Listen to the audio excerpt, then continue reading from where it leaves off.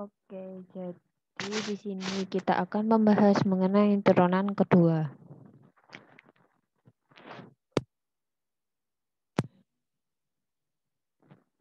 Apa itu turunan kedua? Misalkan kita punya sebuah fungsi yang didefinisikan sebagai y sama dengan fx, maka kita punya turunan pertama dari fungsi tersebut adalah y aksen, atau bisa dilambangkan dengan f aksen x, atau juga bisa dilambangkan dengan dy per dx, atau bisa juga dengan df per dx.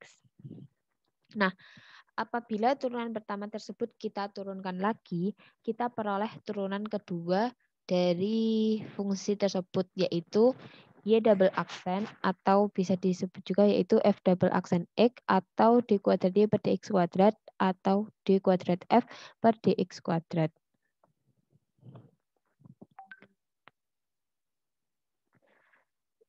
Langsung masuk ke contoh soal. Misalkan tentukan turunan kedua dari fx sama dengan x kuadrat cos x.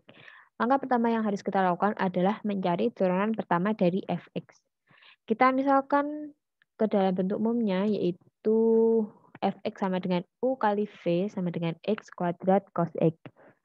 Maka dengan rumus dasar turunan, kita peroleh turunan dari fx sama dengan u kali v itu u aksen v plus uv aksen, di mana u itu sama dengan x kuadrat dan v sama dengan cos x. Nah, dari sini kita punya turunan u atau u aksen adalah 2x dan v aksen adalah min sin x. Lalu kita masukkan ke dalam bentuk umum turunan pertama, yaitu ini f aksen x sama dengan u aksen v plus uv aksen. Kita masukkan informasi yang kita punya di sini, kita peroleh 2x kali cos x plus x kuadrat kali min sin x. Kita peroleh turunan pertama dari fx adalah 2x cos x min x kuadrat sin x. Selanjutnya, setelah kita punya turunan pertama dari fx, kita turunkan lagi sehingga diperoleh turunan kedua. Nah, dari turunan pertama yang tadi kita punya bentuk ini kan, 2x cos x min x kuadrat sin x. Kita bentuk dalam bentuk umumnya, yaitu U1 kali V1 min U2 kali V2. Nah, dengan rumus dasar turunan kan turunan ini, turunan dari U1 V1 itu kan U1 aksen kali V1 plus U1 kali V1 aksen. Dan turunan dari U2 kali V2 itu U2 aksen kali V2 plus U2 kali V2 aksen. Karena di sini dikurangi, maka di sini juga dikurangi. Kita jabarkan lagi, kita peroleh U1 sama dengan 2x, V1 sama dengan cos x, U2 sama dengan x kuadrat, V2 sama dengan sin x. Maka kita peroleh turunan dari informasi yang kita punyai, yaitu U1 aksen sama dengan 2, V1 aksen sama dengan min sin x, U2 aksen sama dengan 2x, dan V2 aksen sama dengan cos x. Lalu kita masukkan lagi ke bentuk umumnya yang ini. Kita peroleh 2 kali cos x plus 2x kali min sin x min 2x kali sin x plus x kuadrat cos x. Lalu kita operasikan, kita punyai hasil akhir f double aksen x sama dengan 2 cos x min 4x sin x min x kuadrat cos x.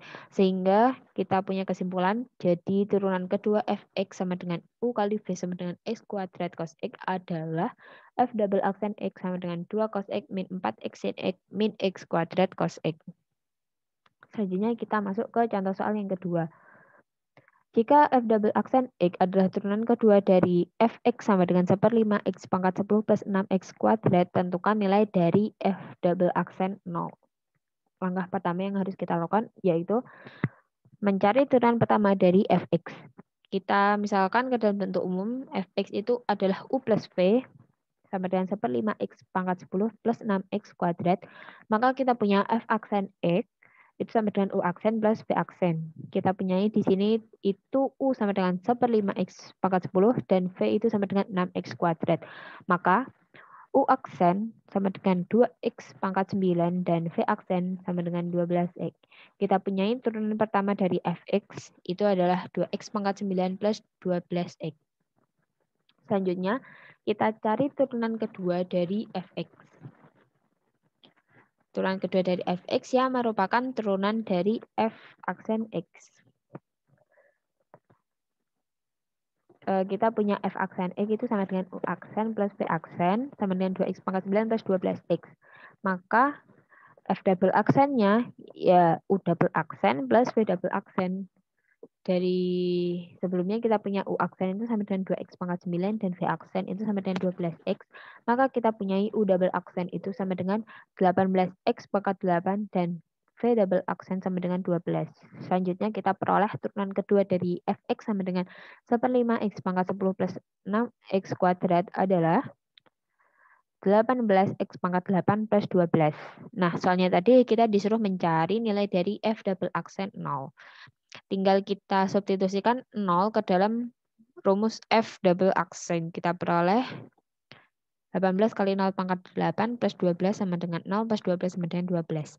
Jadi di kesimpulan akhir kita punya jadi nilai dari f double aksen 0 adalah 12. Oke, terima kasih.